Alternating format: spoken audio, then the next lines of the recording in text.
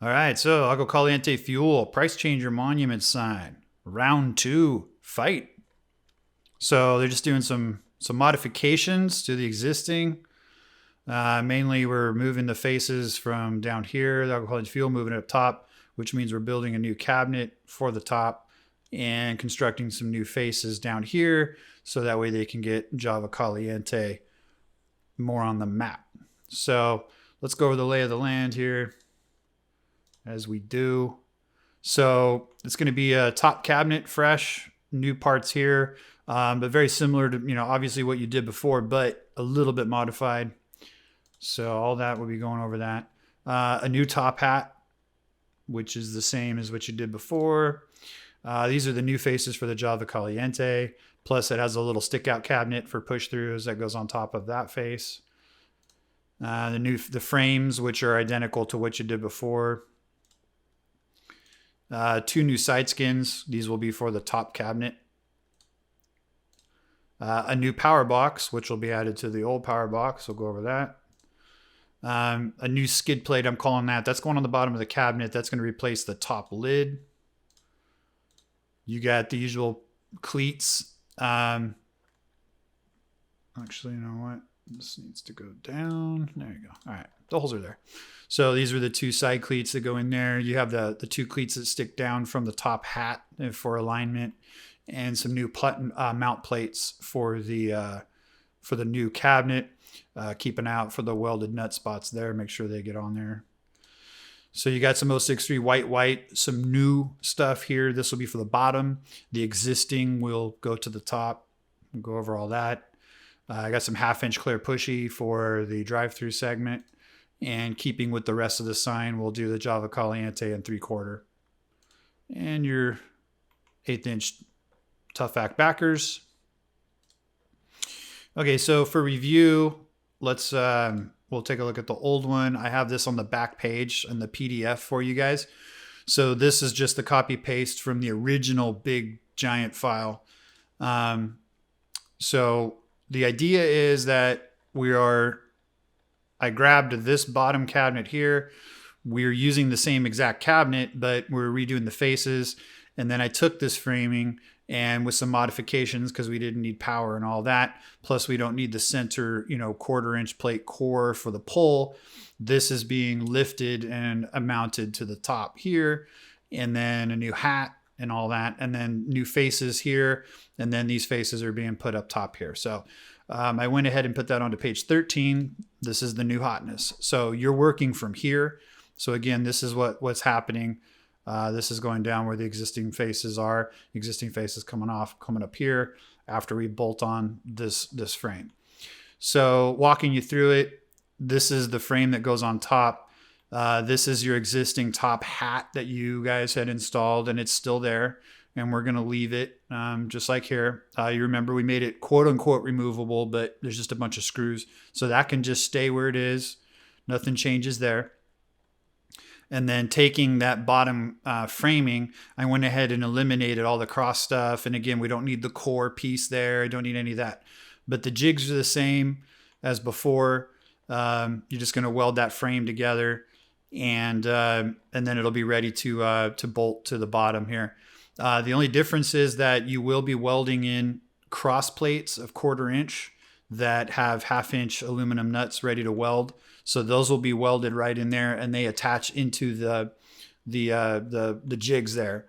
So that way it's nice and strong, and the bottom is just one piece there. Also, one thing to keep in mind when install goes to do this, they're gonna pop the top hatch out. The top skin is out. And then that way you can see where it sits right there. We're going to duplicate that on the bottom of this frame. So once you get this frame made, remember there's no skin or anything. Once it's all welded together, it's done. Flip it over on its head. And then you're going to lords on this 1/8 inch plate that use the Cleco holes. And it will basically mimic, you can see the green here. It will mimic where this thing sits, and it will sit on top of the top hat framing, the existing top hat framing, which is here. So that's the top hat framing. Where that blue is where that 1/8 inch plate will mimic. So that'll help. I mean, it'll just be a positive lock. You put it in there, boom, that's where it sits. Also, switching it out from 090 to 1/8 inch gives us a 32nd of an inch little rise here. You can see this little kicker right here. So that helps just sort of get it up a little bit out of the way. So that way when they go to put the faces on and stuff, there's just a little bit of room. Anyway, so put that in there, kind of level, get it in there. And then what's going to happen is, so we're still in fab. So you get that Lords on there. You get this, we'll go over install in a second. So get this frame made, get that plate on the bottom. Then this frame's all done. Remember, you've got your 1, 2, and 3, and then you work your way out. So that's just like last time. You've got your 3, your 2, and your 1. Again, we don't need these core pieces anymore. All that's changed. So purple means that's changed. So these are all good to go. And then don't forget, these are your cleats. Remember, you slide them in from the side. Those allow the face to hook in and stay where they're supposed to stay. So, but yeah, get your plates welded up at the nuts, get those welded in there. These 2 plates are purely for install, for mounting. Make sure that install gets these. These will be loose until it's installed. So don't let these get like lost. Maybe even just like plastic wrap them in, like shrink wrap them to the sign itself or something, just to make sure they stay in there. And then just make sure you get the proper hardware as well. So again, we'll be going over install in a second. So once the frame's made, it's done. And then if you recall, I'm not expecting you to, but you'll probably have flashbacks or PTS about this. So this is the exact same hat as you did before, the topper for the main topper monument. So if you recall, what you're going to do is you're going to do a 1-2. You're going to bend this, trap it, and then you're going to slide it around, open it all the way, and then slide it in, and you're going to clamp up to this line. So, do this first, and then open the jaw, turn it around, slide it in, slide the whole thing in, and then clamp up to the line. So that way, this part grows and this part grows, and this part does not. So if you recall, you bend that up, you turn it around, you slide this in, you bend this one first, you slide around, clamp it up to the line, brake is on this side, bend it. Then you go ahead and do these pieces, and then you tack it in there. And if you recall, you're making that channel all the way around, and you're making this sort of box thing that has an opening all the way around. And then if you recall, you make this frame as a C-channel frame, and it has these, struts in the middle. So you just make your C-channel frame all the way around. And then the M ones are important that they go at the end here, because they will have that 1/4 inch cleat that sticks out the bottom. So you remember that goes there. And then that helps link into the top of the sign here, if you recall. So, again, I'm not expecting you to remember this stuff, but I'm sure you'll probably have aha about it. So then you're going to make that frame. And then the bottom of that frame just has a single piece of 09 that seals it up. If you recall, that you just Lords to the bottom of the frame here. And then that's the frame there. And then this hat that you make here, if you recall, just slides ever so tightly right over the frame. You just kind of smack it down and make sure it fits. And then once it fits, then you go ahead and just Lords the crud out of it all the way around, just like that. So you Lords that sort of C-channel thingamajigger all the way around, and that creates our step, if you recall. So you'll have your main C-channel frame nice and rigid with its cleat sticking out, and then you take this other piece you made and you kind of just slide it right over and make it bonk on there. Remember, I gave you like a 0.01 all the way around. Keep it nice and tight. So I don't remember how tight that was for you guys. I hope it wasn't too awful, but and remember to keep you want a no-fly zone here. Remember, I kept this back quite a bit because this needs to clear when you go to slide this on. So you want to make sure this is clean and you're only welding in these plugs, and then you want to clean this all up.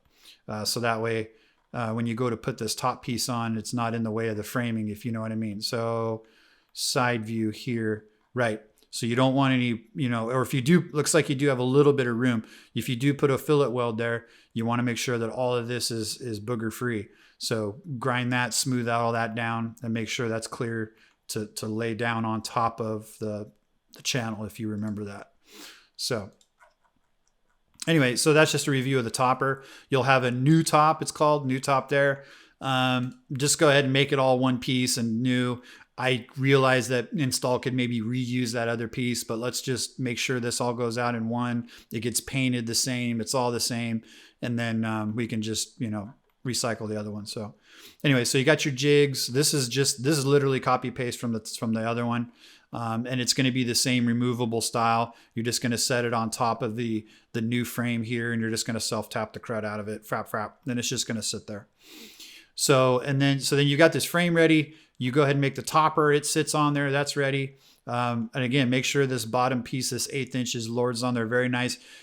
This tucks in the same spot as the lid. So when you go to lords it on, this is where the rubber or the metal meets the metal. So make sure it's level. Make sure it's got good squish. Make sure there aren't blobs that are holding it up, because that'll make this not level. And then once you got it squished on there, go around and scrape the whole thing really nice. Make sure that edge is completely clean of any blobs, because that has to tuck right in where the old skin was. So, so make sure that that's all clean.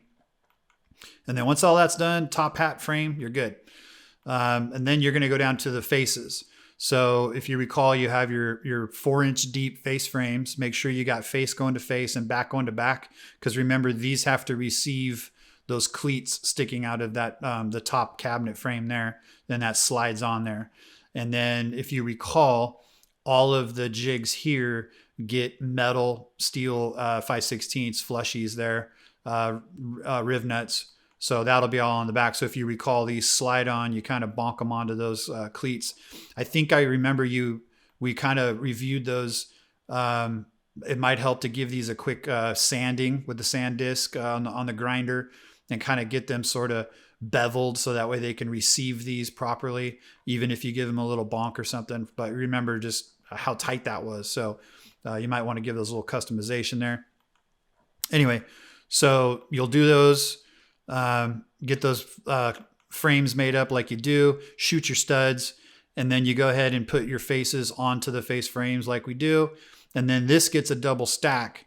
And then you're going to make these little cabinets. So these little cabinets are very straightforward. You've got, just weld in the ends. This makes the shoebox. That part goes on in blue. That goes on to the face. You'll see where the rivet matches. And then you'll also have the other part of the shoebox. That's a 1, 2, 3. Now it does hang out over here, and we're always dealing with light leaks. So if you see the magenta here, what you're going to do is do a 1, 2, 3, and while this is still not welded or anything, you're just going to go ahead and kind of spread it out a little bit, and kind of down and sloppy, you're just going to lords in this end piece. So kind of spread this a little bit, inject some lords, spread the end a little bit, inject it, and then Cleco it in and just let it cure up, and then just kind of scrape the back and you get clean. But the idea is just to not have to worry about any light leaks. They can go ahead and Bondo that shut, and the end of this will look like one solid piece. And then there's just the slightest bit of overlap on the face. So you can see where the magenta right here overlaps the face by 1 inch. So that'll seal up against the face, and hopefully, and then with this all the way up to the end here, there shouldn't be any light leaks out the side. So you can see where the blue here is where the light will live, and it actually seals off way over here. So we got a lot of dead area over here as well. So hopefully, we don't get any too much light leak all the way around. So anyway, this is north and south. They are directional. For those, geographically challenged, again, north will be towards the 10, facing the intersection for Ramon, and then south will be towards Rancho Mirage, towards 111. So just make sure you get your south and your S and your up. There won't be much chance of this being wrong because this hole is offset. So if you do get that wrong, we need to discuss basic shapes and maybe repeat kindergarten. So you get those on there. That's all good. Shoot studs. These are 1/2 inch push throughs eventually. Get your backers to get all that to first shop as usual. So once these are all done, again, you can just permanently rivet these on for quickness, just the backer pieces. And then this will be a shoebox when we're all done with paint. You'll just do a 1, 2, 3 bend, and you'll just weld in the end caps there. That'll take care of that. As far as the white is concerned, we've got let's see, we've got 063. And then in order to, I was kind of thinking of putting LEDs inside this little cabinet, but it was only 3 inches deep. And then you'd have a separate leash and kind of funky. So I went ahead and made this kind of open to the back. And then I just made a little riser for the drive-through to keep it the same distance. So since this is a 4-inch deep cabinet and this is 3 inches here, then making this an inch back means that you'll have 4 inches here to drive through, and then these here will be 4 inches away. So it should all light evenly. So what all you're going to do is bend up this little 2x3x2, and it goes right here, and you're just going to permanently rivet on this piece here. So these two drive-throughs face the same way. You can see where the D starts there and the U ends there. So that'll probably just be, one row of GEs right there and we're done. So real simple, just permanently rivet that to that. And then this basically duplicates the same layout and everything as you can see from the old Java Caliente here. If you remember, so you had this one, the Agua Caliente fuel with the logo there. So, and then the other thing that's left for fabrication is the power box. Now, I had talked to Adrian about possibly, go back to old and busted here. So I had made a redundant duplicate piece here. Again, diesel built method for the win as far as duplicate, repeatability. I was thinking about just doing this box without a switch and putting it over here, and then just running a liquid tight across. But this would mean having to cut these open because this part here didn't have any through holes. As you can see, it was just dog bone. So install would have to drill a hole, which isn't the end of the world, but it's a pain in the butt. So I figured what I would do instead is modify another box and just do a duplex because we have room. So let me show you how that looks.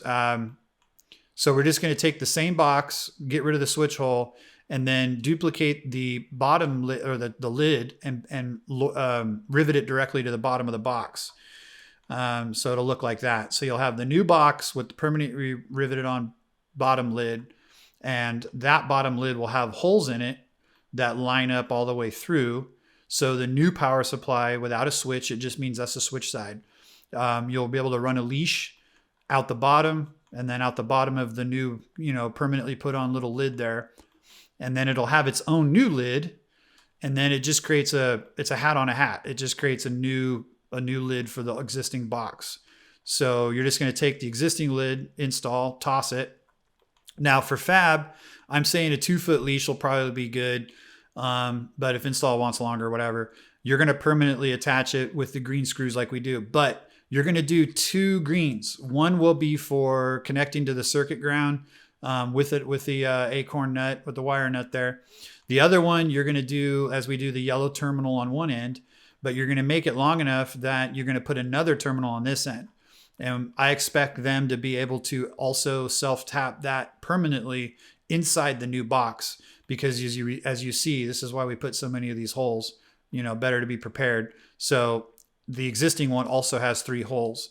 So I'd like to see that a yellow ring terminal is permanently attached inside the existing box, which will then permanently bond this box onto this box, because the idea is that you take the lid off this one, you can get to this one, but then you just lift this box off of this box to get into the whole thing. So once this becomes ungrounded, then potentially this whole metal piece can be ungrounded and bad things can happen to people. So you have parades and stuff in your honor. So that's the idea there. You're just making a new box, put a leash on it, but make sure you get the 2 greens out of there and make sure one of them has a ring terminal for attaching to the existing box. So I think that does it for fabrication. So I'm just going to give install just a quickie how I see it, and then I think we should be good to go. So the idea is that you're going to go ahead and remove. So when you get there, first and foremost, park the truck, turn it off, put it in park, maybe set the parking brake, whatever. But you're going to pop off the skins here, save those skins. You're going to save everything.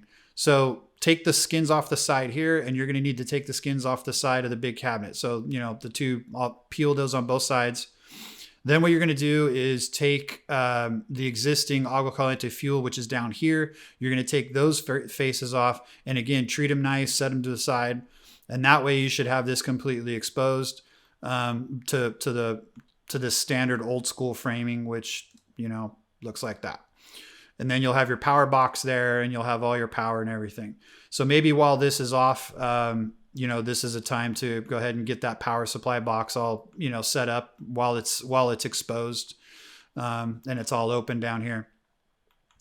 And then what you're going to do is get the top box and the new frame, which you'll have in the truck. You'll have the new frame here ready to go. So that being said, you're just going to get up there and take the old skin off. You're going to just take the old lid out. Don't need the screws. Just take that out. That is recycle. Don't need to keep that. And like I said, the new cabinet will have the 1/8 inch plate on the bottom for reference. So theoretically, you take this skeleton frame, and the topper will probably be on it because it's just screwed on there. But you should be able to make it work with the topper. So take that up there, lift it up there. Now for install, here's what's up. So Fabrication will have tacked in these plates with the 1/2 inch bolts. What you're going to do is make sure you take these plates with you, and 6 inch fully threaded 1/2 inch by 13 bolts will go right through. And you're going to sandwich, and you can see where inside the top of this cabinet right here are these openings here. They mimic those openings because you remember that was how you could get the lift points and things. So you're going to be utilizing the end holes here, which that's the magenta kind of layout there. So that will be inside the big cabinet. You can see where there's just enough clearance, and I got them as close as I could to the frame to give maximum strength, but I wanted to clear any welds or anything that might be there existing. So, but this 1/4 inch plate will span, and then you're just going to feed those bolts. So you'll have 4, 2 on each side, and then these will transfer to the framing here. So this whole thing will be held on by these 4 bolts, these 2 plates. I'm confident this ain't going anywhere. If this does happen to snap 4 bolts and blow away, then I think the end of civilization is our biggest concern, not necessarily this sign. Although I did on the bottom of this cabinet here, I also added some 1/4 inch holes here, so you can also self tap.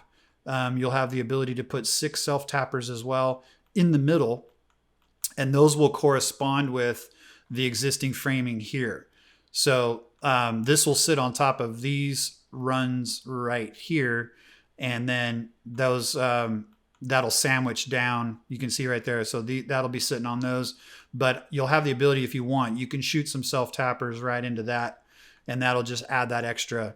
Just a little bit of extra. But again, I'm confident that these 4 bolts here are going to hold this in, because I mean, the whole sign itself is being held in by, 1/2 inch bolts. Okay, so that's pretty much it for install. And at that point, once this is there, then, I forgot. So once you have these exposed and you take the bottom agua caliente frame off, fuel faces, then you'll be left with the white on white LED trays. Those need to come off as well. And then you're just going to, before you put these faces back on, you're going to transfer these LED trays to the top. Obviously, the holes line up, everything lines up, everything's the same. Bring with you LED wire, which I'm sure you do, and you're just going to have to extend those leashes down, because these will have their own leashes from before. So, but that's it. So get this bolted up there.